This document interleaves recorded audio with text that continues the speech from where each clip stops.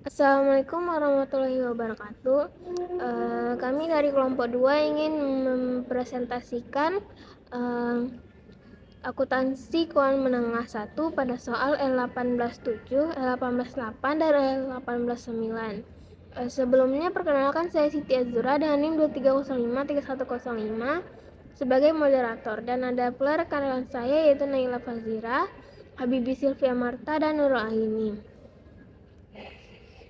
Langsung saja masuk kepada soal pertama yang akan saya sampaikan. Pada soal nomor L18.7 pada A nomor 1 yang diminta, buatlah jurnal pada buku Home Company untuk mencatat semua peristiwa tersebut dengan masing-masing dasar sebagai yang pertama, penjualan dan piutang dimasukkan pada harga jual bruto, di mana jurnalnya yaitu pada tanggal 3 bulan 6, piutang usaha pada penjualan sebesar 8.000. Jurnal kedua pada tanggal 5 yaitu retur penjualan pada piutang usaha sebesar 600 pada tanggal 9 bulan 6, di mana jurnalnya beban pengirim retur pada kas sebesar 24.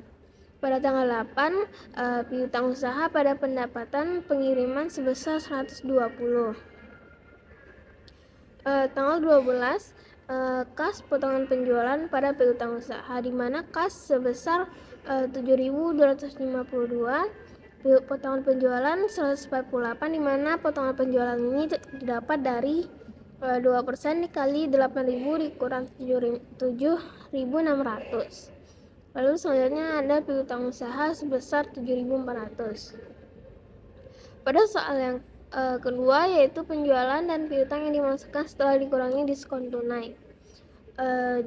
Jurnalnya yaitu pada tanggal 3, piutang usaha pada penjualan sebesar 7.840, di mana didapat dari 8.000 dikali 2%. Selanjutnya ada pada tanggal 5, retur penjualan pada piutang usaha sebesar 588, didapat dari 600 dikali 2%. Nah, pada tanggal 7, beban pengiriman retur pada kas sebesar 24. Dan pada tanggal 12, jurnalnya yaitu kas pada piutang usaha sebesar 7.252. Sekian penjelasan dari saya, yang selanjutnya akan dijelaskan oleh Naila Fazira. Kepada Naila dipersilahkan. Baiklah, terima kasih kepada moderator. Di sini saya akan menjelaskan bagian B dari soal 18.7. Di sini diminta yang B-nya, buatlah jurnal dengan dasar nomor 2 dengan asumsi bahwa Anmon tidak melakukan pembayaran hingga 5 Agustus. Jurnalnya tanggal 3 bulan 6, piutang usaha 8.000, penjualan 8.000. Tanggal 5 bulan 6, retur penjualan 600, piutang usaha 600. Tanggal 12 bulan 6, no entry. Tanggal 5 bulan 8, kas 7.400, piutang usaha 7.400. Selanjutnya, materi pada soal L18.8 diminta buatlah jurnal yang tepat untuk tahun fisikal 2010. Fisikal 2010, pendapatan dari slip 200 untuk tahun 2011, diskonnya sebesar 5%, jurnalnya kas 152.000, potongan penjualan 8.000, dan pendapatan diterima di muka 160.000. Pendapatan dari slip untuk tahun 2012, diskon 20%. Jurnal kas 38.400, potongan penjualan 9.600, dan pendapatan diterima di muka 48.000. Penyelesaiannya 2011, harga per slip 800 dengan slip 200. Jadi 800 dikali 200 dapat hasilnya 160.000. Diskonnya, jadi kita masukkan 160.000 itu dikali 5% dapat hasilnya 8.000. Jumlah bersih yang diterima atau kas, jadi kita kurangkan 160.000 dikurang 8.000 dapat hasilnya 152.000. Berikutnya tahun 2012, harga per slip 800 dengan per slip 60. Jadi kita kalikan 800 dikali 60 dapat hasilnya 48.000. Potongan penjualan 48.000 kita kalikan dengan 20% dapat 9.400. Jumlah penjualan bersih yang diterima atau kas, jadi 48.000 itu kita kurangkan dengan 9.600 dapat hasilnya 38.400. Sekian penjelasan dari saya kembalikan kepada moderator.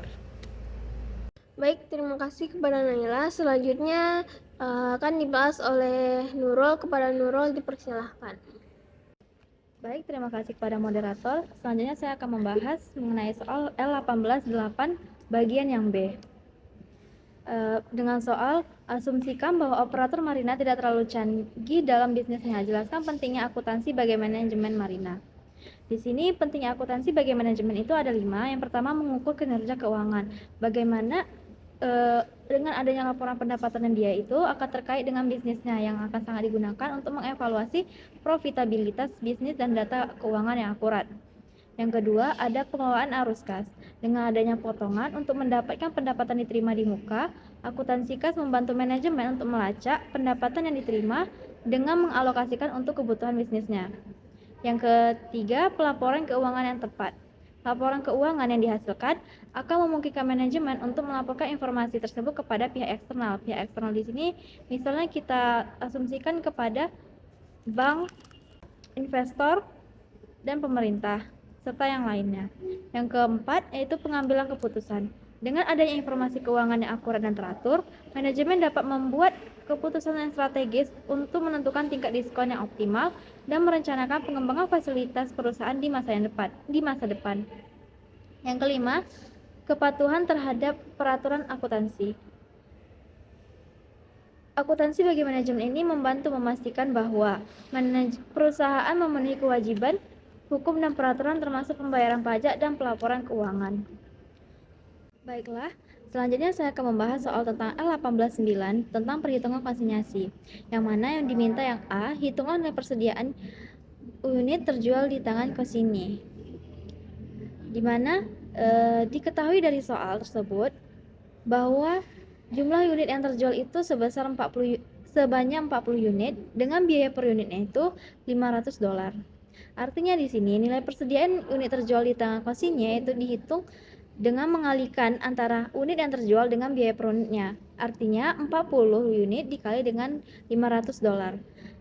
Yang mana nilai persediaan terjual itu sebesar 20.000. Sekian dari saya kembalikan kepada moderator. Baik, terima kasih kepada Nurul. Selanjutnya akan dibahas oleh Silvi. Kepada Silvi dipersilahkan. Baik, sebelumnya terima kasih kepada moderator. Sebelumnya perkenalkan, saya Habibie Sylvi Amarta dengan NIM 2305367 akan mempresentasikan mengenai cara menghitung keuntungan bagi konsaini atas unit yang terjual dan jumlah kas yang akan disetorkan oleh konsaini. Baiklah, untuk diketahui bahwa jumlah harga jual adalah 750 dan jumlah unit yang terjual adalah 40. Maka untuk mencari pendapatan penjualan adalah harga jual dikali dengan jumlah unit yang terjual, yaitu $750 dikali $40 sama dengan $30.000. Selanjutnya untuk mencari pendapatan kotor. Setelah diketahui pada yang dijelaskan Nurul sebelumnya bahwa nilai biaya unit adalah 20.000, jadi pendapatan kotor 30.000 tadi dikurang dengan 20.000 dan dapat hasilnya 10.000. Lalu untuk mencari biaya-biaya yang ditanggung oleh konsaini seperti komisi iklan atau biaya instalasi, dapat tadi keuntungan kotor 10.000 dengan komisi 6% dikali dari pendapatan kotor yaitu pendapatan penjualan yaitu 30.000. Jadi komisinya adalah 1.800, kemudian dikurangi dengan biaya iklan 200 dan biaya instalasi sebesar 320. Nah, untuk mencari keuntungannya, keuntungan kotor dikurangi dengan biaya komisi, biaya iklan, dan biaya instalasi, yaitu 7.680. Jadi diperoleh biaya-biaya yang ditanggung konsaini seperti biaya iklan, biaya instalasi, atau biaya komisi adalah 7.680. Selanjutnya mengenai jumlah kas yang akan disetorkan oleh konsaini.